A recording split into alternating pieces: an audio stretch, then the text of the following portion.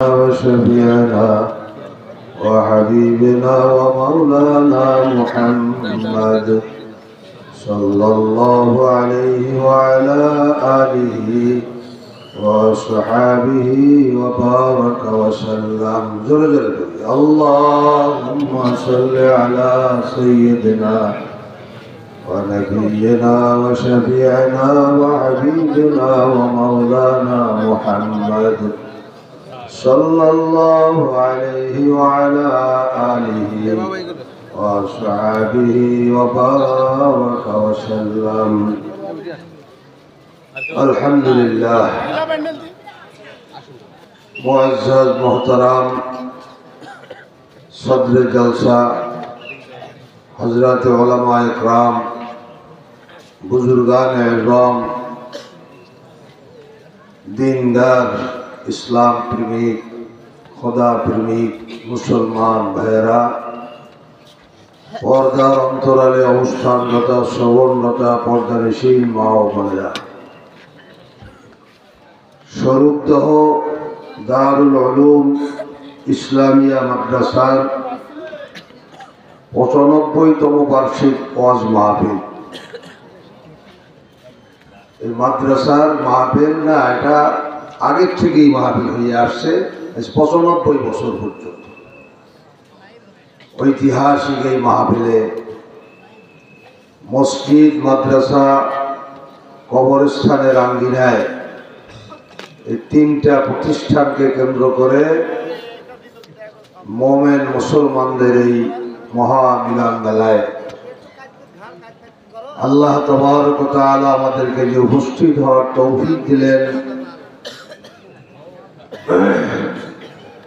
2 দিন ব্যাপী মাহফিলের শেষ দিন শেষ বৈঠক পর্যন্ত বসার সুযোগ দিলেন, শারীরিক সুস্থতা দান করলেন, মন মানসিকতা দিলেন, সময় সুযোগ দিলেন। এজন্য আমরা খুশি হয়ে শুকরিয়া আদায় করি আলহামদুলিল্লাহ। স্বরূপদহ মাদ্রাসা মাহফিল এটা ঐতিহাসিক। আমি মনে পড়ে মরহুম চরমনায় পিসা হুজুর সৈয়দ ফজলুল করিম রহমাতুল্লাহ আলাইহি, উনি এই মাঠে ওয়াজ করে গেছেন, ওনার সাথে আমি আসছি। আমার মনে হয় 25-30 বছর আগে। তো অনেক ওলি আল্লাহদের আগমন এখানে ঘটেছে। শাইখুল হাদিস হযরত মাওলানা আজিজুল হক সাহেব রহমাতুল্লাহ আলাইহি তিনি এখানে আগমন করেছেন। কাজী অনেক স্মৃতিধন্য প্রতিষ্ঠান। আল্লাহ তাআলা এই মাদ্রাসাকে যারা প্রতিষ্ঠা করেছেন, মসজিদকে যারা প্রতিষ্ঠা করেছেন, কবরস্থানকে যারা প্রতিষ্ঠা করেছেন, তাদের অনেকেই দুনিয়ার থেকে বিদায় হয়ে গেছে। আল্লাহ তাআলা তাদের জীবনের সমস্ত নেক আমলগুলিকে যেন কবুল করে নেন, তাদের আখিরাতের জীবনকে আল্লাহ শান্তিময় বানায় দেন, জান্নাতুল ফেরদাউসের মেহমান হিসাবে আল্লাহ তাদেরকে কবুল করেন। বন্ধুগণ, ওয়াজ নসিহত যথেষ্ট হয়েছে, আপনারাও সকলেই ওয়াজ নসিহত জানেন। ওলামায়ে কেরামদের সংস্পর্শ আপনারা পেয়েছেন সকলে। অনেক বড় বড় আলেমদের মুখনিসৃত বাণী আপনারা শুনেছেন। সবচেয়ে বড় গুণ হল একজন মুমিনের, সবচেয়ে বড় গুণ হল একজন মুমিনের যে আলেমদেরকে ভালোবাসে। আলেমদেরকে ভালোবাসা এটা একজন মুমিনের সফলতার সবচেয়ে বড় মাধ্যম। আমাদের এই সমাজে অনেক মানুষ আছে আলেম বিদ্বেষী, আল্লাহ তাদেরকে হেদায়েত দান করে। আমরা যারা এখন দুনিয়াতে আছি, আমরা দ্বীন পেয়েছি, ইসলাম পেয়েছি, টুপি, দাড়ি, নামাজ, কালাম, ইবাদত, বন্দিগি আমরা কোরআন হাদিস পড়িয়ে পাইনি। ওলামায়ে কেরামদের সংস্পর্শের মাধ্যমে তাদের উসিলায় পেয়েছি। কি বলেন? তাদের অবদান। এই যে মৌলানা সাহেব এতক্ষণ ওয়াজ করে গেলেন আপনাদের, আর ওয়াজের মাধ্যমে আপনারা এত টাকা পয়সা দান করলেন, অবদান না এটা? এরকম যে কত আলেম তাদের জীবন শেষ করে গেছে। হযরত মাওলানা আব্দুল ওয়াহাব সাহেব বুলবুলি বাংলাদেশে মুরব্বীরা হয়তো চেনেন, সমস্ত মাদ্রাসায় আমি কালেকশন করতেন, আমার বাসার পাশেই ওনার বাসা। একদিন রাত্র 3টার সময় শুনলাম যে উনি অসুস্থ, ওয়াজ করে আসিয়া অসুস্থ হয়ে গেছে। আমি বের হয়ে ওনাকে দেখতে গেলাম, যাই দেখি বড় একটা গামলার মধ্যে ওনার মুখ দিয়ে নাক দিয়ে রক্ত পড়তেছে, রক্তে গামলাটা ভরে গেছে, পড়তেছে ওনার। এই ভয়ানক দৃশ্য দেখে হয়রান হয়ে গেলাম যে লোকটা তো বাঁচবে না। যাই হোক, আল্লাহ তাকে ওই সময় বাঁচাইয়ে রাখছিলেন, সুস্থ করেছিলেন। আপনারা দেখেন একজন আলেম ওয়াজ করে যায় কত শান্তিতে, কিন্তু পুরা দেহটাকে একেবারে শেষ করে দিয়ে দেয়। এই আলেমদের এই জীবন উৎসর্গ করার যে অবদান, কি দিয়ে পরিশোধ করা যাবে? আল্লাহ। অনেকে আলেমরা কি করছে, আলেমরা কি করছে? এখন আমাদের এই তবলিগের মধ্যে কিছু ভাই বের হয়েছে, তারা এরকম বেশি আলেম সম্পর্কে বিশুদ্ধার করে। দিনদার মানুষ যদি আলেম সম্পর্কে বিশুদ্ধার করে, দুর্ভাগ্যের কথা।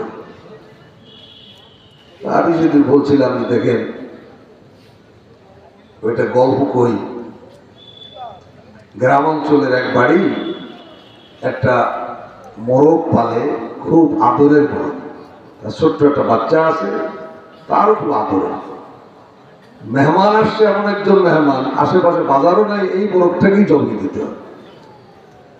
তো জবাই যখন করেছে, তখন ছেলেটা চিল্লাচিল্লি করেছে তার মহব্বতের কারণে। রান্না বান্না করে গোশত ভাগ বাটোয়ারা করে, আর গোশত নাই, ঝোল ছিল, ঝোল দিয়ে বাচ্চাটাকে খেতে দিচ্ছে। বাচ্চাটা বলে, আব্বা ঝোলেই তো কত স্বাদ, মুরগি জবাই না দিলেই তো। কথা বলেছে, ঝোলেই তো কত মজা, তো মুরগি জবাই দেওয়ার দরকার ছিল। বাবাই বলে, আরে বেটা, এই ঝোলের স্বাদটা তো মুরগির থেকে আসে, মুরগি জবাই না হলে স্বাদ হতো না, আসতো না। আমি বললাম, দেখেন ইসলামের যত স্বাদ দেখেন, মসজিদ, মাদ্রাসা, তবলিগ, বীর মুরিদি, জেকে, রাজগা, ঈদগাহ, যা কিছু দেখেন, এই সব স্বাদ আর মজা ওলামায়ে কেরামদের কোরবানির ফলে, জবাইয়ের ফলে, তাদের জীবন উৎসর্গ করার ফলে। হ্যাঁ, ওলামায়ে কেরামদের কোরবানি তো আপনি দেখেন না, তারা যে কত কোরবানি করে গেছে। কাজেই নবী আর দুনিয়াতে আসবেন না, কিয়ামত পর্যন্ত আর কোন নবী নাই। নবী পাক সাল্লাল্লাহু আলাইহি ওয়াসাল্লাম বলেছেন, আমি শেষ নবী, আনা খাতামুন নবিয়্যিন লা নবিয়্যা বাদি, আমি শেষ নবী, আমার পরে আর কোন নবী নাই। ইসলাম কিয়ামত পর্যন্ত থাকবে কাদের ছিল? নবীজি বলেছেন, উলামা উম্মতি কাআম্বিয়ায়ে বনি ইসরাঈল, আমার উম্মতের উলামায়ে কেরাম বনি ইসরাঈলদের নবীদের সমতুল্য। বনি ইসরাঈলের নবীগণ, আগে অনেক নবীগণ চলে গেছে, একজন উম্মত ছিল না। আপনারা জানেন, নূহ আলাইহিস সালাম তো জলিলুল কদর নবী ছিলেন, 950 বছর পর্যন্ত দিনের দাওয়াত দিয়েছেন, অবিরত অনবরত দিনে রাতে। মুসলমান হয়েছে, উম্মত হয়েছে মাত্র 40। আর উম্মতে মুহাম্মাদীর একজন আলেম, নবী নয়, মঈনুদ্দিন চিশতি রাহমাতুল্লাহ আলাইহি, একজন আল্লাহর ওলি, একজন আলেম।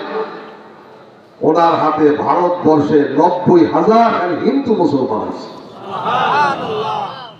90,000 মুশরিক হিন্দু মুসলমান আছে। একজন উম্মত, আর বনি ইসরায়েলের অনেক নবীর হাতেও একজন উম্মত ছিল। আল্লাহ তাআলা এই উম্মতের আলেমের মর্যাদা এত দিয়েছেন। রাসূলুল্লাহ সাল্লাল্লাহু আলাইহি ওয়াসাল্লাম বলেন, ফাদলুল আলিমি আলাল আবিদি কাফাদলি আলা আতকাকুম। একজন আলেমের ফজিলত মর্যাদা ওই রকম, আমার মর্যাদা তোমাদের উপরে যেরকম, একজন আলেমের মর্যাদা তোমাদের উপরে ওই রকম। সুবহানাল্লাহ। নবীজি সাল্লাল্লাহু আলাইহি সাল্লাম বলেন, হে আমার উম্মত, যদি মুক্তি পেতে চাও, সফল হতে চাও, সহজে কামিয়াব হতে চাও, তাহলে আলেম কোন আলেম আলেম কারণ আলেম হওয়া মানেই হলো তার জান্নাতে যাওয়ার একটা পথ সুগম হয়ে গেল। আলেম যত গুনাহ করুক না কেন, আল্লাহ তাআলা ওয়াদা করেছেন গুনাহ মাফ করে দেবেন। গুনাহ তো সকলেরই আছে, গুনাহ তো নবীদের নেই, আর সাহাবীদেরও গুনাহ ছিল। যদি তুমি আলেম হতে না পারো, আও মুতাআল্লিমান, আলেমের শাগির্দ, আলেমের ছাত্র, তাও যদি না পারো, আও মুস্তামিআন, আলেমদের কথা শুনলে সেখানে গিয়ে তাদের কাছে বসে তাদের কথা শুনো, তাও যদি না পারো, সেরকম সুযোগও যদি আশেপাশে না থাকে, তাহলে আও মুহিব্বান, আলেমকে দিলের থেকে মুহাব্বত করতে থাকো, আলেমকে মুহাব্বত করতে থাকো। এই চতুর্থ শ্রেণী পর্যন্ত নাজাতের পথ। ওয়ালা তাকুন খামিসান, পঞ্চম শ্রেণীভুক্ত হইও না, অর্থাৎ আলেম বিদ্বেষী হইও না। যত আলেম ধ্বংস হয়ে যাবে, রাসূল বলে ধ্বংস হয়ে যাবে। আলেম বিদ্বেষী হলে ধ্বংস হয়ে যাবে। আলেমকে ভালোবাসতে হবে। মাদ্রাসা হলো আলেম তৈরির ফ্যাক্টরি, আলেম তৈরির কারখানা, ইসলামের হাট, হৃৎপিণ্ড হইল মাদ্রাসা। মানুষের অঙ্গ প্রত্যঙ্গ সবই প্রয়োজন, কিন্তু হৃৎপিণ্ডের কাজ হইল সকলের সব অঙ্গ প্রত্যঙ্গের ঊর্ধ্বে। হৃৎপিণ্ড সব অঙ্গ প্রত্যঙ্গের সচল রাখে। হৃৎপিণ্ড রক্ত সঞ্চালন করে, ছেড়ে দেয়। হৃৎপিণ্ডের কাজ, হৃৎপিণ্ড এক মুহূর্তে যদি বন্ধ করে দেয়, ব্রেন ব্লক হবে, অঙ্গ প্রত্যঙ্গ অচল হবে, কিছু চলবে না। একটা মানুষের সমস্ত অঙ্গ প্রত্যঙ্গের মধ্যে হার্টের যেমন ভূমিকা, ইসলামের যত প্রতিষ্ঠান আছে সব প্রতিষ্ঠানকে সচল রাখার জন্য মাদ্রাসার ভূমিকা। মাদ্রাসা না থাকলে, হাট না থাকলে যেরকম সব অচল হয়, মাদ্রাসা না থাকলে সব অচল। এই মুসলমানদের মধ্যে থাকতে হবে। মাদ্রাসা আছে তো মুসলমান আছে, মাদ্রাসা নাই তো মুসলমান নাই। মাদ্রাসা থাকবে তো চন্দ্র সূর্য থাকবে, মাদ্রাসা থাকবে তো আসমান থাকবে, মাদ্রাসা থাকবে তো জমিন থাকবে, মাদ্রাসা থাকবে নদীতে, সাগরে, পুকুরে মাছ থাকবে, গাছে লিচু থাকবে, আম থাকবে, মাঠে জমিতে ধান থাকবে। মাদ্রাসা থাকবে না, সারে কায়নাত কিছু থাকবে না। হুজুর বুঝলাম না, মাদ্রাসা থাকা না থাকার মধ্যে এগুলি থাকার তার সম্পর্ক কি? দেখেন, আমি দলিল দিই। এই দুনিয়া, আসমান, জমিন, চন্দ্র, সূর্য, গ্রহ, নক্ষত্র কে সৃষ্টি করেছে? জোরে বলেন না। এই সৃষ্টির পিছনে আর কোন স্রষ্টা তো নাই, একমাত্র স্রষ্টা হইলেন, খালেক হইলেন আল্লাহ। যদি এই যে সৃষ্টি, এই সৃষ্টি কি স্থায়ী না অস্থায়ী? অস্থায়ী, কিছুই স্থায়ী না, সব অস্থায়ী। কুল্লু মান আলাইহা ফান ওয়া ইয়াবকা ওয়াজহু রাব্বিকা যুল জালালি ওয়াল ইকরাম। এমন এক সময় আসবে সব বিলীন হয়ে যাবে, আসমানটা বিলীন হয়ে যাবে, জমিনটা বিলীন হয়ে যাবে, চন্দ্র সূর্য সারে কায়নাত সব বিলীন হয়ে যাবে, একমাত্র আল্লাহ থাকবেন। কে থাকবেন? ওয়া ইয়াবকা ওয়াজহু রাব্বিকা যুল জালালি ওয়াল ইকরাম। এই যে দুনিয়া আল্লাহ তাআলা সৃষ্টি করেছেন অস্থায়ী, অস্থায়িত্বের তো একটা মেয়াদ আছে, কতকাল, কত লক্ষ বছর, কত কোটি বছর এটা থাকবে। সূর্যরা কত কোটি বছর সার্ভিস দেবে, চন্দ্ররা কত কোটি বছর সার্ভিস দেবে, এই মেয়াদ কি জানেন? আমরা কেউ জানি? নবীজি কয় আমি জানি। নবীজি বলে আমি জানি। নবীজি কেমনে জানেন? আল্লাহ নবীকে জানাইতেছেন, তাই নবী জানেন। আল্লাহ তো জানেন, যে সৃষ্টি করেছেন তিনি জানেন না? তিনি তার হাবিবকে জানাইতেছেন। নবীজি বলেন, শোনো আমার উম্মত, এই আসমান জমিন চন্দ্র সূর্য গ্রহ নক্ষত্র ততদিন থাকবে, লা তাকুমুস সাআতু হাত্তা ইয়াকুলা আল্লাহ, যতদিন পর্যন্ত এই জমিনের পরে আল্লাহ ওয়ালা মানুষ থাকবে। আল্লাহ আল্লাহ বলনেওয়ালা, আল্লাহ ওয়ালা মানুষ, আল্লাহ প্রেমিক মানুষ যতদিন থাকবে, একজন থাকবে, তো আসমান জমিন থাকবে। যখন একজনও থাকবে না, তখন আল্লাহ পাক ইসরাফিলকে বলবেন, ইসরাফিল সিংহায় ফুৎকার দাও। যাদের জন্য এগুলি সাজানো ছিল তারা কেউ নাই, সিংহায় ফুৎকার দেবে, সব বিলীন হয়ে যাবে। বলুন তো এখন আল্লাহ আল্লাহ বলনেওয়ালা মানুষ কোথায় তৈরি হয়? বলুন তো আর কোন জায়গা আছে নাকি? আল্লাহ ওয়ালা মানুষ কোথায় তৈরি হয় বলেন? আর কোথাও তৈরি হয়? হ্যাঁ বলতে পারেন, স্কুল কলেজও তো আছে। স্কুল কলেজ ইউনিভার্সিটিতে যেই কলেজ আল্লাহ মানুষ পাবেন, তারা স্কুল কলেজের মাধ্যমে আল্লাহ হয় নাই, হয়তো তবলিগের সাথে সম্পর্ক, না হলে কোনো হাক্কের আলেমের সাথে সম্পর্ক, না হলে কোনো ওলি আল্লাহর সাথে সম্পর্ক, না হলে এই কয়েকজন আল্লাহ হওয়ার কোনো সুযোগ ছিল না। কথা ঠিক কিনা? তাহলে আল্লাহ ওয়ালা না থাকলে আসমান জমিন থাকবে না। আর আল্লাহ ওয়ালা তৈরি হয় মাদ্রাসায়, মাদ্রাসা না থাকলে আল্লাহ ওয়ালা থাকবে না। আর মাদ্রাসার সাথে সবকিছু সম্পর্ক আছে না নেই? এই জন্য বলেছি হৃৎপিণ্ড, হৃৎপিণ্ড। আর বিশেষ করে কম মাদ্রাসা, যে মাদ্রাসার আঙ্গিনায় এখন আপনারা বসা, এটা দারুল উলুম। দারুল উলুম মানে কি? এই উপমহাদেশের দারুল উলুম দেওবন্দ। 1866 সালে এই দেশটা ছিল মুসলমানদের দেশ, রাজা বাদশা ছিল মুসলমানেরা। বাদশাহ আলমগীর একাই 50 বছর এই ভারতবর্ষ শাসন করেছে। উনি হাফেজ ছিলেন, মাওলানা ছিলেন, মুহাদ্দিস ছিলেন, বুজুর্গ ছিলেন। ফরজ নামাজ তো কাজা তো দূরের কথা, আসরের নামাজের আগে 4 রাকাত সুন্নাত তাও জীবনে কাজা হয়। এরকম ওলি আল্লাহ ছিলেন। উনি রাষ্ট্র পরিচালনা করার যে সংবিধান ছিল, সেই সংবিধানটা এখনো মাদ্রাসার আলমারিতে, লাইব্রেরিতে আছে। ফতুয়ায়ে আলমগীর কি আছে কিনা? তাহলে বানানো কথা না, গল্প নয়। 800 বছর শাসন করেছে মুসলমানেরা, কিন্তু মুসলমানদের চরম দুশ্মন খ্রিস্টানেরা, এই লাল কুত্তারা ছলে বলে কলে কৌশলে মুসলমানদের থেকে রাষ্ট্র দখল করে এই দেশের মাদ্রাসাগুলিকে বুলডোজার দিয়ে সব নিশ্চিহ্ন করে দিয়ে, ওলামায়ে কেরাম থেকে ফাঁসি দিয়ে সব সাফ করে ফেলেছে। মুসলমান মারা গেলে তার দাফন করার মতো, জানাজা পড়ার মতো একজন আলেম ছিল। এরকম পরিস্থিতি যখন সৃষ্টি হয়েছিল, তখন 1866 সালে কাসেম নানুতুবি রহমাতুল্লাহ আলাইহি, হুজ্জাতুল ইসলাম, তিনি অত্যন্ত গোপনে দারুল উলুম দেওবন্দ, এমন একটা কসবা, এমন একটি মহল্লা যেখানে কোনো যোগাযোগ ব্যবস্থা নাই, যানবাহন নাই, সাহারানপুর জেলার অন্তর্গত দেওবন্দ একটা গ্রাম জঙ্গল। এখনো পর্যন্ত মাদ্রাসাকে কেন্দ্র করিয়ে আশেপাশে কিছু শহর হয়েছে, কিন্তু চতুর্দিকে বিল আর খাল। এরকম একটি জায়গায় কাসেম নানুতুবি রহমাতুল্লাহ আলাইহি, মাদ্রাসার নামেও না, কোনো ঘর দরজাও নাই, একটা ছোট্ট মসজিদ, ছাত্তা মসজিদ নাম।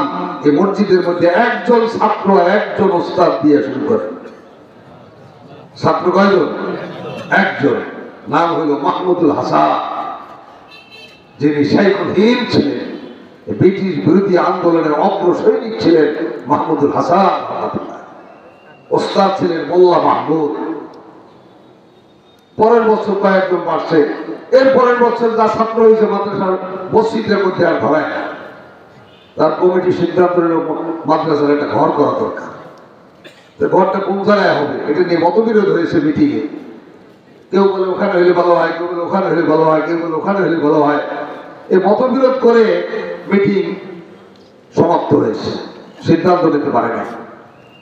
রাত্রেবেলায় স্বপ্নে দেখে মুহতামিম সাহেব স্বপ্নে দেখতেছেন জনাবে রাসূলুল্লাহ সাল্লাল্লাহু আলাইহি সাল্লাম স্বপ্নের মধ্যে তার সামনে হাজির হয়েছেন। হাদিসের মধ্যে আছে যে উম্মত আমাকে স্বপ্নে দেখলো সে আমাকেই দেখলো, কারণ আমার আকৃতি সুরাত শয়তান ধারণ করতে পারে না, আল্লাহ ক্ষমতা তাকে দেয় নাই। রাসূলুল্লাহ সাল্লাল্লাহু আলাইহি সাল্লাম বলতেছেন মুহতামিম সাহেব মাদ্রাসার ঘর কোন জায়গায় হবে মতবিরোধ হয়েছে, আসুন আসুন আমার সাথে আমি জায়গাটা দেখাই দিই। সুবহানাল্লাহ। এই মাদ্রাসা পরোক্ষ প্রতিষ্ঠাতা হলেন মুহাম্মদুর রাসূলুল্লাহ সাল্লাল্লাহু আলাইহি ওয়াসাল্লাম। নবীজি নিজের হাতের লাঠি দিয়ে দাগ দিলেন। হাতের লাঠি দিয়ে দাগ দিলে দাগটা কি সোজা হয়? সোজা হয় না, বেঁকাবো হয়। কি হয় কি না? এই জন্য দারুল দেওবন্দের প্রথম যে বিল্ডিংটা ওটার ওয়ালটা এরকম বেঁকা বেঁকা, সোজা না। ঠিক ওই দাগে দাগেই হয়েছে। রাসূল যেভাবে ডাকতেছে ওই দাগে দাগে সোজা করে এই দাগ দিয়ে গেলে একটা আনারের চারা, ডালিমের চারা আল্লাহ রাসূল নিজের হাতে ওখানে রোপণ করলেন চিহ্ন স্বরূপ। আমি 1997 সালে দেখে আসছি সে ডালিমের গাছটা ডালিম ঝুলতেছে। সুবহানাল্লাহ। নবীর হাতের লাগানো ডালিম গাছ 150 বছর পর্যন্ত বেঁচে আছে। মনে করেন অলৌকিক প্রতিষ্ঠান, এলহামি প্রতিষ্ঠান, সহজ স্বাভাবিক বিষয় না। মানুষ স্বপ্নে দেখলে ঘুমের থেকে উঠলে কি সেটা থাকে? কিন্তু এই স্বপ্ন তো অস্বাভাবিক।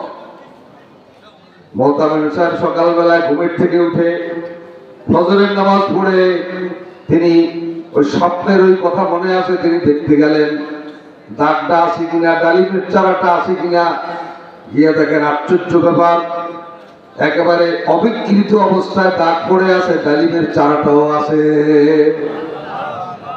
উনি কমিটির সবাইকে ডাকলেন, ডেকে তিনি স্বপ্ন বৃত্তান্ত বললেন। সকলে ইয়াকিনের সাথে রাসূলের হাতের দাগের উপরে তারা ঘর তৈরি করল। তাহলে কি বুঝলেন এই মাদ্রাসার প্রতিষ্ঠাতা কে? সুন্দর করে বলেন, কে বলে? ওইরকম বল মুহাম্মাদুর রাসূলুল্লাহ, বলেন মুহাম্মাদুর রাসূলুল্লাহ। এই মুহাম্মাদুর রাসূলুল্লাহ এমন একটা শব্দ বলার সাথে সাথে 120টা নাকি, সুবহানাল্লাহ, 120টা নাকি। কেমনে হয়? কোরআন শরীফের আয়াত না, এক হরফে 10 নাকি হবে না? 12টা হরফ আছে, 10টা করে নাকি হইলে 12 10 কত হবে? হ্যাঁ, 120টা হবে খালি মুহাম্মাদুর রাসূলুল্লাহ বলার সাথে। এরপরে যদি বলেন সাল্লাল্লাহু আলাইহি ওয়াসাল্লাম, নবীজি বলেন 10টা রহমত নাযিল হবে, 10টা গুনাহ মাফ হবে, 10 বছরের রাস্তা জান্নাতের দিকে তোমার 3.5 হাত বড়িটা আগাইয়ে যাবে, 10টা মর্যাদা তোমার জন্য আল্লাহ অ্যালটমেন্ট করবেন। বলেন এবার মুহাম্মাদুর রাসূলুল্লাহ, তো মহব্বতে বলেন মুহাম্মাদুর রাসূলুল্লাহ সাল্লাল্লাহু আলাইহি ওয়াসাল্লাম এই মাদ্রাসার প্রতিষ্ঠাতা। শুধু প্রতিষ্ঠাতা নয়, তত্ত্বাবধায়ক, পৃষ্ঠপোষক, তত্ত্বাবধান করেন, এখনো করেন, মদিনায় বসে করেন। তা কেন? শুনেন, আপনাদের সকলের পকেটে মোবাইল ফোন আছে না? হ্যাঁ, আচ্ছা, মোবাইল ফোন কি নেটওয়ার্ক ছাড়া চলে? চলে? অচল। মোবাইল ফোনের নেটওয়ার্ক দৃশ্যমান না অদৃশ্য দেখা যায় না, কিন্তু দেখি হঠাৎ কোনো এলাকায় গেলে মোবাইল কাজ করতেছে না। কি হয়েছে? নেটওয়ার্ক নাই কেন? হুজুর আশেপাশে টাওয়ার নেই। নেটওয়ার্ক সাপ্লাই হয় টাওয়ারের দ্বারা। ঠিক মুসলমানদের দুনিয়ায় বেঁচে থাকবার জন্য নূরানি একটা নেটওয়ার্ক আছে, সেই নেটওয়ার্কটা সাপ্লাই হয় মাদ্রাসা টাওয়ারের মাধ্যমে।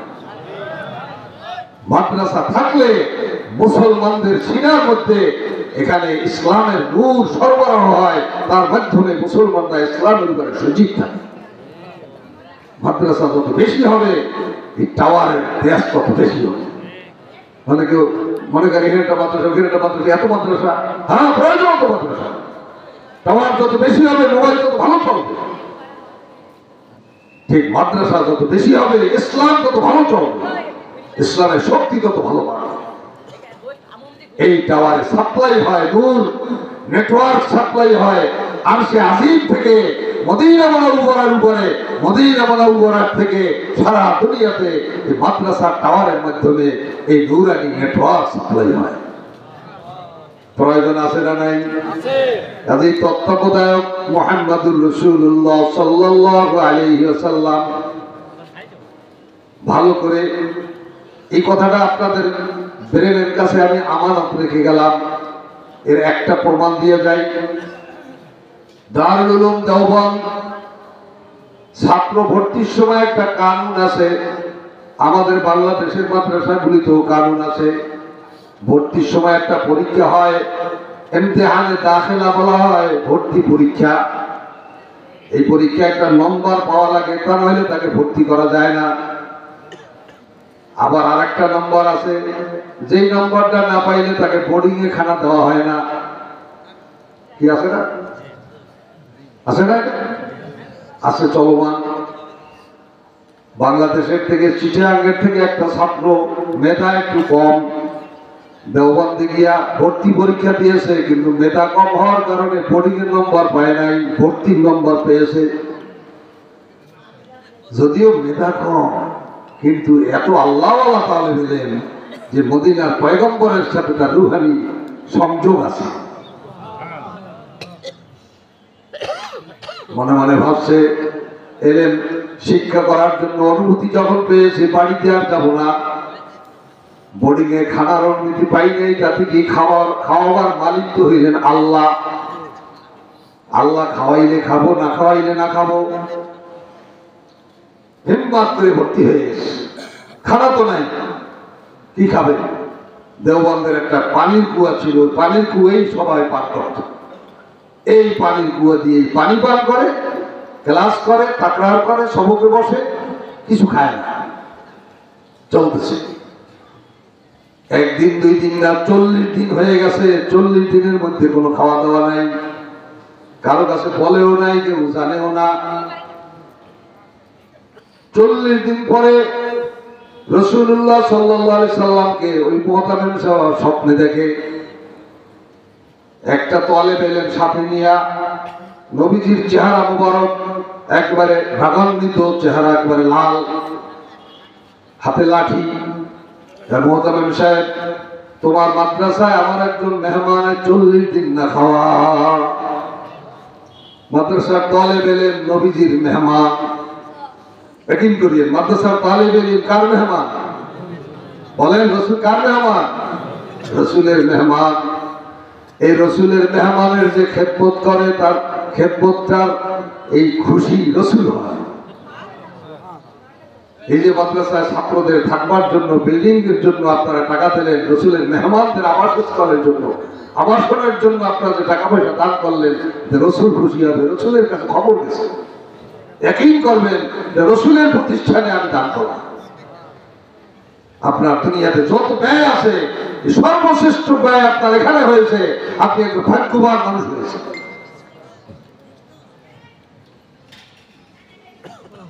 আমার একজন মেহমান তোমার মাদ্রাসায় 40 দিন না খাওয়া, একটু খানার ব্যবস্থা করতে পারো না? এই পর্যন্ত স্বপ্ন দেখে স্বপ্ন শেষ। স্বপ্ন তো স্বপ্নের গতিতে চলে। ভালো স্বপ্ন ওহির 46 ভাগের 1 ভাগ। ভালো স্বপ্ন, আল্লাহ ওলিদের স্বপ্ন, নেককারদের স্বপ্ন অনেক সময় বাস্তব হয়। মুহতামিম সাহেব ঘুমের থেকে উঠে অস্থির হয়ে গেছে, হয়রান হয়ে গেছে। তালেব ইলম 40 দিন না খাওয়া কোন জমাতের ছাত্র, কোন জমাতের ছাত্র, নাম কি, বাড়ি কোথায়, কিছুই তো আমি জানলাম না। কেমনে বের করবো আমি এত ছাত্রের মধ্য থেকে? ওনার মাথার মধ্যে একটা বুদ্ধি আল্লাহ দিয়ে দিয়েছেন।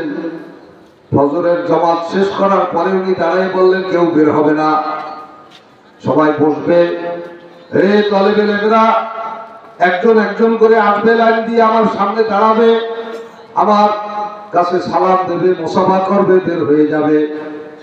উনি চিন্তা করতেছেন, স্বপ্নে দেখার ওই তালেবে ইলমের সুরাতটা তো আমার মনে আছে, ওর সঙ্গে এই চেহারাটা মিলাইয়া দেখবো, যদি পেয়ে যাই তো আমার কপাল ভালো।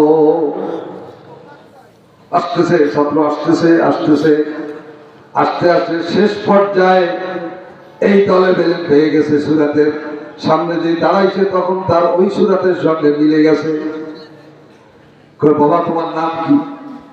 কয়, হুজুর আমার নাম হলো জমির উদ্দিন। এই সেই জমির উদ্দিন, যে জমির উদ্দিন হাটহাজারী মাদ্রাসা উম্মুল মাদারেস হাটহাজারী, হাটহাজারী মাদ্রাসার প্রতিষ্ঠাতাদের উল্লেখযোগ্য ব্যক্তি ছিলেন এই জমির উদ্দিন সাহেব রহমতুল্লাহ আলাইহি, যিনি কুতুবে আলম রশিদ আহমদ গঙ্গুই রহমতুল্লাহ আলাইহির খলিফা ছিলেন। এই সেই জমির উদ্দিন। হুজুর আমার নাম জমির উদ্দিন। বাবা কতদিন হয়েছে এই মাদ্রাসায় আসছো? 40 দিন হয়েছে। বাবা খাওয়া দাওয়া করো কোথায়? হুজুর আমি খানার নম্বর পাই নাই, এই জন্য আমি খানা পাই না। খানার নম্বর পাও নাই, বাবা খাও কোথায়? হুজুর গু আর পানি ছাড়া আর কিছু পান করতে পারি না। কেন আমার কাছে তুমি আসো নাই? হুজুর আপনার কাছে এসে কি বলবো, আপনি তো কানুন অনুযায়ী কাজ করেছেন, আপনার কাছে এসে অযৌক্তিক দাবি করলে আপনি তো তা পূরণ করতে পারবেন না, এই জন্য হুজুর আপনার কাছে আমি আসি নাই। বাবা কারো কাছে বলেছো কিনা, অভিযোগ দিয়েছো কিনা? না হুজুর তার কাছে অভিযোগ দেই নাই। তাহলে তুমি অভিযোগ দেও নাই, কিন্তু এই মাদ্রাসার তত্ত্বাবধায়ক পৃষ্ঠপোষক রাসূলুল্লাহ সাল্লাল্লাহু আলাইহি ওয়াসাল্লামের কাছে খবর হয়ে গেছে। বাবা রসুল আমাকে ধমকাইয়ে গেছেন, তোমার জন্য আর কোনো নম্বর টম্বর লাগবে না। বাবা আজকের থেকে তোমার খানা জারি করিয়ে দিলাম। ও আমার ভাইয়েরা, ও স্বরূপদহর ভাইয়েরা, ও স্বরূপদহ মাদ্রাসার সাথে সংশ্লিষ্ট ভাইয়েরা, অত্যন্ত আনন্দের বিষয়, এই মাদ্রাসার সঙ্গে মদিনার পয়গম্বরের সঙ্গে রুহানি সম্পর্ক রয়েছে। এই মাদ্রাসার তালেবে ইলমদের সঙ্গে যারা সম্পর্ক রাখবেন, তাদের সঙ্গে রসুলের সঙ্গে সম্পর্ক থাকার মধ্যে কোনো সন্দেহ হতে পারে না। কি বলেন? যেই মাদ্রাসার প্রতিষ্ঠাতা মুহাম্মদুর রাসূলুল্লাহ, যেই মাদ্রাসার তত্ত্বাবধায়ক মুহাম্মদুর রাসূলুল্লাহ সাল্লাল্লাহু আলাইহি ওয়াসাল্লাম, ওই মাদ্রাসার ছাত্রদের আমল আখলাক ভালো না হইয়া পারে না। এই জন্য এখনো পর্যন্ত বাংলাদেশে যত শিক্ষা প্রতিষ্ঠান আছে, এর মধ্যে আপনারা দেখবেন পরীক্ষা নিরীক্ষা করিয়া কওমি মাদ্রাসার ছাত্রদের চাই চলন, আমল আখলাক, নামাজ কালাম একটু সুন্দর এখনো আছে না নাই? কি বলেন আপনারা, আছে না নাই? এখনো কওমি মাদ্রাসায় শেষ রাত্রে 3টার পরে আইসা দেখবেন ওই কত রুমের ভিতরে, মসজিদের ভিতরে তালেবে ইলমরা তাহাজ্জুদ করিয়া আল্লাহর কাছে চোখের পানি ছেড়ে কান্নাকাটা এখনো করে।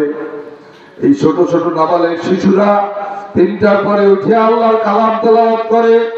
যখন গ্রামের সব লোক ঘুমে নিমজ্জিত, তখন এই মাসুম বাচ্চা কোরআন শরীফ হাতে নিয়ে যখন তেলাওয়াত আরম্ভ করে, রব্বুল আলামিন প্রথম আসমানে এসে ডেকে ডেকে বলতে থাকেন, কে আসো আমার কাছে ক্ষমা চাইবে, কে আসো বিপদ মুক্তির জন্য আমার কাছে আহ্বান করবে।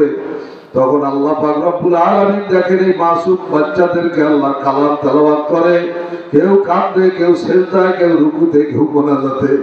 তখন আমার রব্বুল আলামিন মাওলা দয়া পরবশ হয়ে ফেরেশতাদেরকে বলেন, হে ফেরেশতারা, এই আমার প্রিয় বান্দাদের উসিলায় এই এলাকার মধ্যে আমার রহমত নাযিল করে দাও, এই এলাকার থেকে আমার আযাব গজবকে উঠাইয়া নিয়ে যাও। এ আমার ভাইরা, এই তালেবে ইলমরা রাস্তা দিয়ে যখন হাঁটে, কবরের আযাবকে আল্লাহ এদের সম্মানার্থে মাফ করে দেন। হাদিসের মধ্যে আসছে, তালেবে ইলমদের সম্মানার্থে আল্লাহর নূরের ফেরেশতারা তাদের পায়ের নিচে গালিচা বিছায়া দেয়। তাদের জন্য সমস্ত মখলুকাত আল্লাহর কাছে দোয়া করতে থাকে। এমনকি গর্তের পিপিলিকা পর্যন্ত, সাগরের মাছ, পানির ভিতরের মাছ পর্যন্ত হাত্তাল হিতানু ফি জাওফিল মা। কি বিশ্বাস লাগে না লাগে না? ও আমার ভাইয়েরা, মনে রাখবেন, যেই বংশে একজন আলেম নবী পয়দা হয়, রসুল পয়দা হয়, সেই বংশটা যেরকম আল্লাহর কাছে দামি, এই যুগের যেই বংশের মধ্যে একজন আলেম পয়দা হয়, ওই বংশটা আল্লাহর কাছে সেই রকম দামি। বিশ্বাস হয়? যেই বংশে একজন মুহাক্কিক আলেম পয়দা হবে, ওই বংশের হাজার হাজার মানুষ বিনা হিসাবে জান্নাতে যাওয়ার সুযোগ হয়ে যাবে, সুযোগ হয়ে যাবে। একজন হাফেজে কোরআনের জন্য তো কমপক্ষে 10 জনের ঘোষণাই আছে। সবার জন্য 10 জন নয়, কারো জন্য শত শত, কারো জন্য হাজার। আপনাদেরকে লোভ লাগে না যে আমার বংশে এরকম একজন আলেম পয়দা হোক, হাফেজ পয়দা হোক, অলি পয়দা হোক? কি মনে চায় সবাই? কি চায়? মনে চায়? আচ্ছা, কার কার চায়? একটু হাত লাগিয়ে দেখেন তো। মনে চায় আমার বংশে নসলে একজন আলেম হোক, একজন আল্লাহর অলি পয়দা হোক। সবাই চায়, একটু উঁচু করেন না। আল্লাহ, তুমি চাইয়ে দেখো, আল্লাহ মাদ্রাসার এই ময়দানে, আল্লাহ আমরা তোমার কাছে হাত উত্তোলন করে এই কথা আবেদন করলাম যে তুমি আমাদের বংশের মধ্যে, নসলের মধ্যে মুহাক্কিক আলেম, তোমার অলি পয়দা করে দাও। জোরে বলেন আমিন। নবী পয়দা হওয়ার সুযোগ নাই, কারণ আল্লাহ নবুয়তের দরজা বন্ধ করে দিয়েছেন। কিন্তু আলেম পয়দা হওয়ার সুযোগ আছে না? ইমাম বুখারীর মতন আলেম, ইমাম আবু হানিফার মতন আলেম, ইমাম শাফির মতন আলেম এখনো আমাদের বংশে আসতে পারে না? পারে না? কি পারে না? পারে না? পারে। এর জন্য 3টে কাজ করতে হবে। হাত লাগাইলেই শুধু হবে না। কয়টা কাজ করতে হবে? বলেন, কয়টা কাজ করতে হবে? 3টে কাজ করতে হবে। বলবো না থাকবে, মনে রাখতে হবে। কিন্তু শুনে গেলে হবে। 1 নম্বর কাজ হলো দোয়া করতে হবে। সবসময় দোয়া করতে হবে, আল্লাহ তুমি আমার বংশে আলেম পাঠাও, অলি পাঠাও, ইমাম বুখারীর মতন আলেম পাঠাও। বড় বড় রাসাবেন, ছোট রাসাবেন, বড় রাসাবেন। কি আল্লাহর কাছে একই নিয়ে যাবেন যে আমার দোয়া আল্লাহর কাছে কবুল হয়। কবুল হওয়ার একই নিয়ে দোয়া করবেন। মুমিনের দোয়া প্রত্যাখ্যান হয় না। হয়তো আইজ না হলে কাল হবে, আপনার জীবনে না হলে পরের জীবনে হবে, হবেই হবে। যেমন দেখেন, ইব্রাহিম আলাইহিস সালাম কাবা ঘর তৈরি সমাপ্তির পরে আল্লাহর কাছে কয়েকটা দোয়া করছেন। মনে মনে ভাবছেন এই সময় দোয়া করলে কবুল হবে। কাবা ঘর তৈরি হয়েছে, যে কয়টা দোয়া করছেন সব দোয়াগুলি আল্লাহ কবুল করেছেন। কোরআনে পাকের মধ্যে সে দোয়াগুলি আছে। এর মধ্যে একটা দোয়া ছিল, রব্বানা ওয়াবাস ফীহিম রাসূলাম মিনহুম, আল্লাহ তুমি আমার বংশে একজন রাসূল পাঠাইও। এই দোয়া কবুল হয়েছে 4000 বছর পরে। আমাদের রাসূল দোয়া করার কত বছর পরে কবুল হয়েছে? 4000 বছর পরে দোয়া দুনিয়াতে প্রতিফলিত হয়েছে। আমাদের দোষ হইলে আমরা দোয়া করি পিছনে চাই কবুল হয়েছে কিনা। তাড়াহুড়ো করা যাবে না, দোয়া করতে হবে ইয়াকিনের সাথে, নিশ্চয়ই আল্লাহ কবুল করছেন। আনা ইনদা যন্নি আবদি বি, আল্লাহ বলেন আমার বান্দা আমার সম্পর্কে যেরকম ধারণা করে আমি তার সঙ্গে সেরকম ব্যবহার। কি পারবেন না? বলেন কে কে দোয়া করতে পারবেন? মনে করিয়া সব দোয়ায় দোয়া করবেন, হাত জাগিয়ে দেখেন। আল্লাহ তুমি কবুল করিয়ে দোয়া করতে পারি আমরা। চরমোনার কৃষ্ণবন্ধুর একদিন প্রসঙ্গ করে বলেন যে আমি এমন কোন দোয়া নাই যে দোয়ার মধ্যে এই দোয়াটা করি না। এই দোয়াটা আমি সব দোয়ার মধ্যে করি। কি? রব্বানা হাব লানা মিন আজওয়াজিনা ওয়া যুররিয়াতিনা কুররাতা আয়ুন ওয়াজআলনা লিল মুত্তাকিনা ইমামা। আল্লাহ শিখিয়েছেন, হে আল্লাহ, হে আমার প্রভু, আমার পরিবার পরিজনকে তুমি এমন বানাইয়া দাও যেন আমার চোখ ঠান্ডা হয়ে যায়। কি আপনারা চান না এরকম পরিবার পরিজন? দিল ঠান্ডা হয়ে যাবে, দেখলে চোখ ঠান্ডা হয়ে যাবে। ওয়াজআলনা লিল মুত্তাকিনা ইমামা, আর আমার বংশের মধ্যে মুত্তাকিনদের ইমাম বানিয়ে দাও, মুত্তাকিনদের নেতা বানিয়ে দাও। এই দোয়া উনি বলেন যে আমি সারা জীবন সব দোয়াই দোয়া করি। আমরা লক্ষ্য করলাম ওনার 7টা ছেলে। কত আলেম আমাদের ছেলেমেয়ে 2টা নষ্ট হয়ে যায়, তোমরা বেনামাজি হয়, কি হয় না? কিন্তু সর্বনাশ হিসাবের 7টা ছেলে, 7টা ছেলে একবারে মুহাক্কিক আলেম হচ্ছে, দিনের খাদেম হচ্ছে। সুবহানাল্লাহ, এটা একটা মডেল, অনুকরণীয় বিষয়। এই যে আমরাও এরকম দোয়া করতে পারবো না। আল্লাহ তো খালি সর্বনাশ হুজুরের একা না, কি আল্লাহ কি সর্বনাশ হুজুরের একা? সর্বনাশ হুজুরের দোয়া যদি আল্লাহ কবুল করতে পারে, সে আল্লাহ আমাদের দোয়া কবুল করতে পারে না? কাজে কবুল হওয়ার একই নিয়া এই দোয়া করবে, 1 নম্বর কাজ।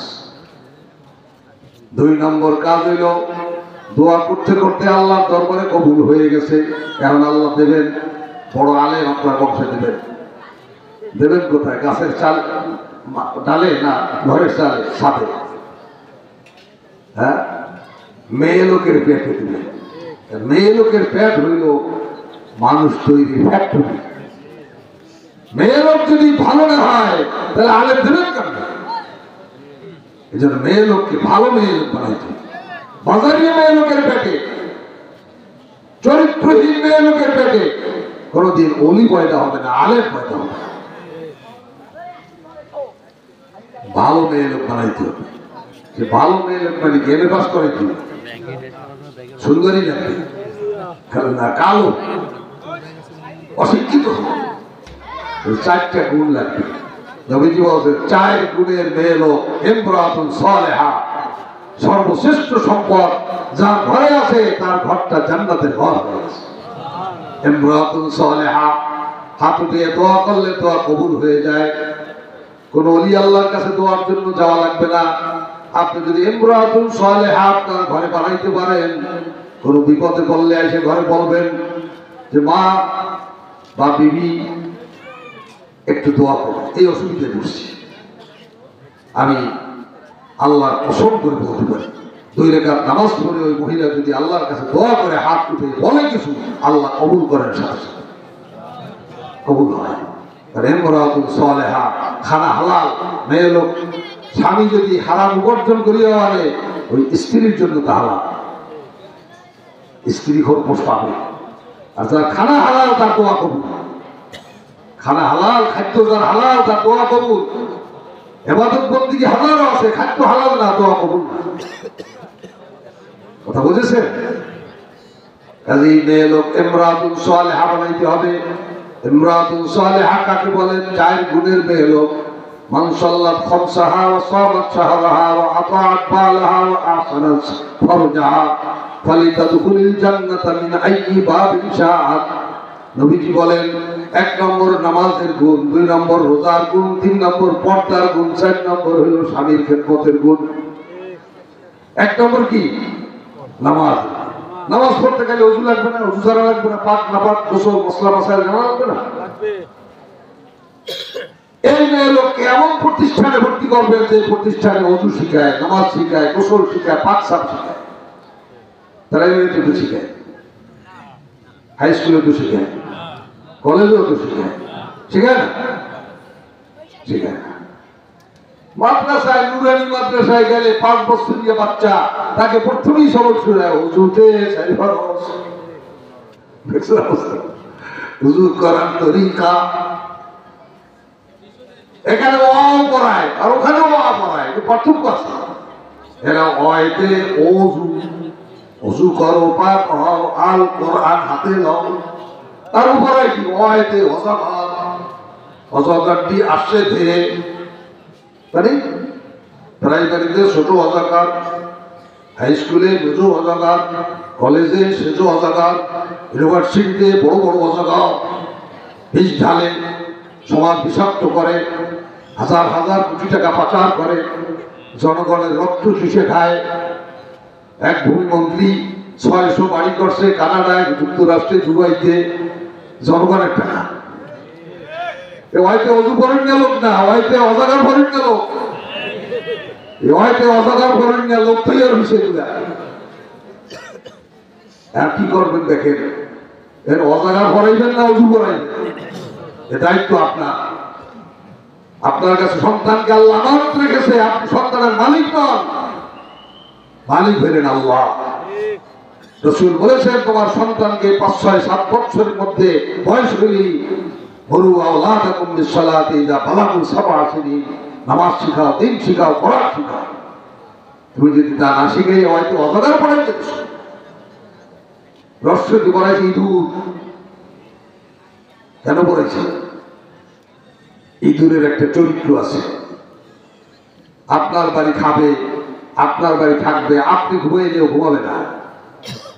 ও কাপড়ের বাক্সায় ঢুকে সব কাপড় কুচো কুচো করবে, এত আর কোনো লাভ হবে না, পেট ভরবে না, কিন্তু মনে শান্তি পাবে, মালিকের একটু ক্ষতি করতে পারছে। পরের ক্ষতি করতে পেরে মনে তৃপ্তি পাওয়াই ইঁদুরের চরিত্র। এই জন্য ইঁদুর রস্যইতে ইঁদুর পড়াইয়া এই চরিত্রের মানুষ বানায়। বললেন আর নুরানি মাদ্রাসা পড়ায় রস্যইতে ইসলামী জীবন ধরন। কত পার্থক্য! এখানে ইংরেজি পড়ায়, ইংরেজ বানায় না, ওরা ইংরেজি পড়ায় ইংরেজ বানায়। কি করবেন এখন?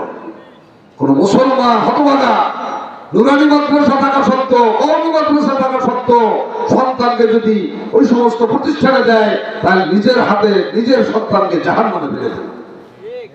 দুর্ভাগ্য!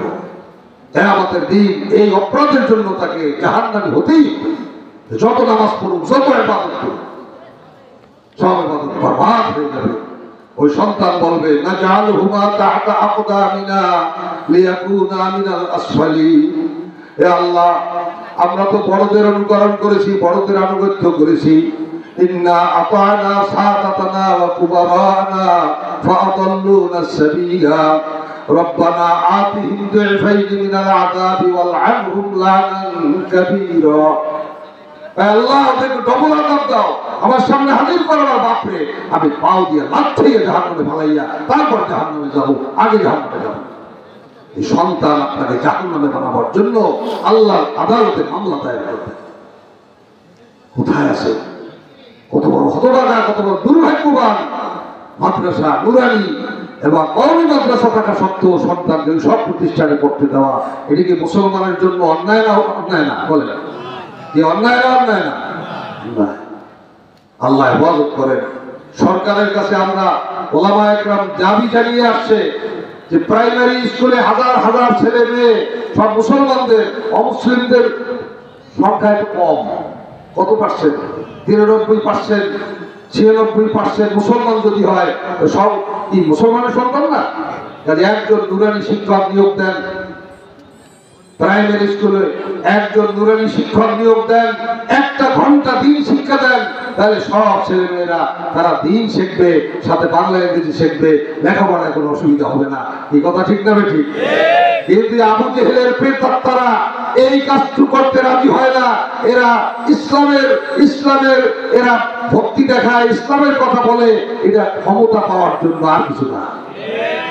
এজন্য আমরা এখনো সরকারের কাছে দাবি জানিয়ে আসছি, জানিয়ে যাব যে আপনারা প্রাইমারি স্কুলে একজন নুরানি শিক্ষক নিয়োগ দেন, তাহলে নুরানি মাদ্রাসা আর লাগবে না, সব প্রাইমারি স্কুলে নুরানি মাদ্রাসা হয়ে যাবে। কথা ঠিক না বেঠিক? আপনারা কি দাবিতে একমত? কি সবাই একমত? কারা কারা একমত? এই হাত জানিয়ে যাবেন।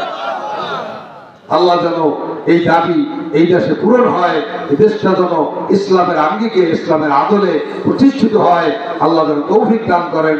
একটা পরিবেশ হয়েছে, সুযোগ এসেছে, মানুষ সবাই চাইতেছে যে আমরা আর অন্য কিছু চাই না, আমরা